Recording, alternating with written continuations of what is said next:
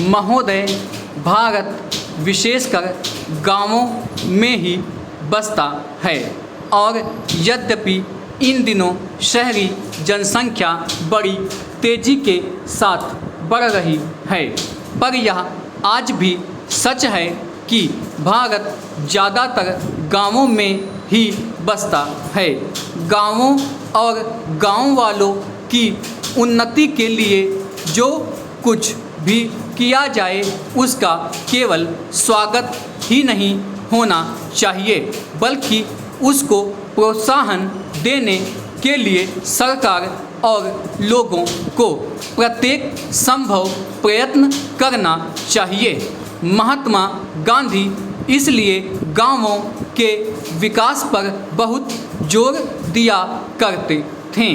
यह एक बड़ा शुभ विचार है कि आज उनके जन्मदिन पर इस सामुदायिक विकास योजना को प्रारंभ किया जा रहा है।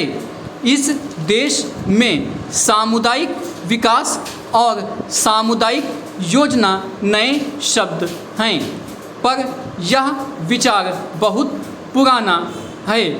इसका मौलिक तात्पर्य किसी एक दिशा में उन्नति के विपरीत चहुमुखी उन्नति से है। अधिक अन्न उपजाऊ संबंधी कार्यक्रम से तथा विभिन्न राज्य सरकारों और गैर सरकारी संस्थाओं द्वारा देहात सुधार के क्षेत्र में किए गए कार्य के हमारे अनुभव से यह सिद्ध हो चुका है कि देहाती जीवन के सभी पहलू एक दूसरे से संबद्ध हैं और यदि एक एक पहलू को अलग अलग लिया जाए तो स्थायी परिणाम प्राप्त नहीं हो सकता। इसका यह अभिप्राय नहीं कि विशिष्ट समस्याओं को महत्व न दिया जाए, परंतु उनसे संबंधित आयोजन किसी विस्तृत योजना के ही अंग होने चाहिए और वे समस्याएं उस योजना के अंतर्गत आ जाएं। इस काम में सफलता तभी मिल सकती है जब सरकारी व्यवस्था, गैर सरकारी नेतृत्व और जनता के उत्साह में परस्पर सहयोग हो और खेती, शिक्षा, स्वास्थ्य, सफाई, पशु सुधार तथा बेकारी दूर करना इत्यादि सभी प्रकार के काम एक एक हाथ में लिए जाएं।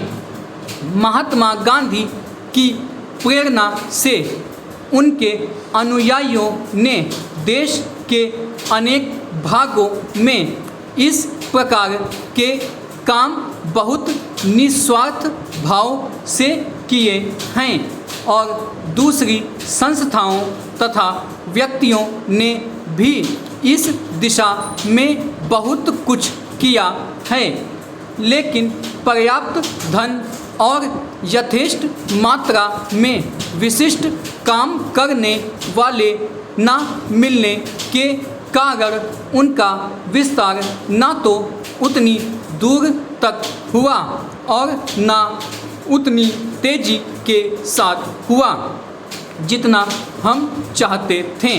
भारत और अमेरिका के बीच जनवरी 1952 में हुए प्राविधिक सहयोग समझौते से इस दिशा में उन्नति की नवीन संभावनाएं पैदा हो गई हैं।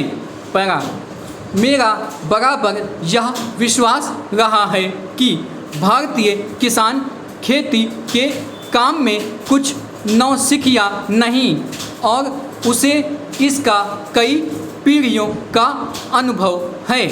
बिहार के किसानों ने पिछले 20 वर्षों में जिस तेजी के साथ नए प्रकार के गन्ने की खेती अपना ली है उससे यह बात प्रमाणित हो जाती है कि भारतीय किसान लकीर का फ़कीर नहीं, जो नए सुधरे हुए तरीक़ों को अपनाना नहीं चाहता। इसलिए आवश्यकता इस बात की है कि उसे इस बात का संतोष और विश्वास दिला दिया जाए कि किसी नई पद्धति से या किसी नई किस्म की चीज़ उपजाने से उत्पादन अधिक होगा। देश के सामने खाद्यान्नों का प्रश्न अत्यंत महत्व का है।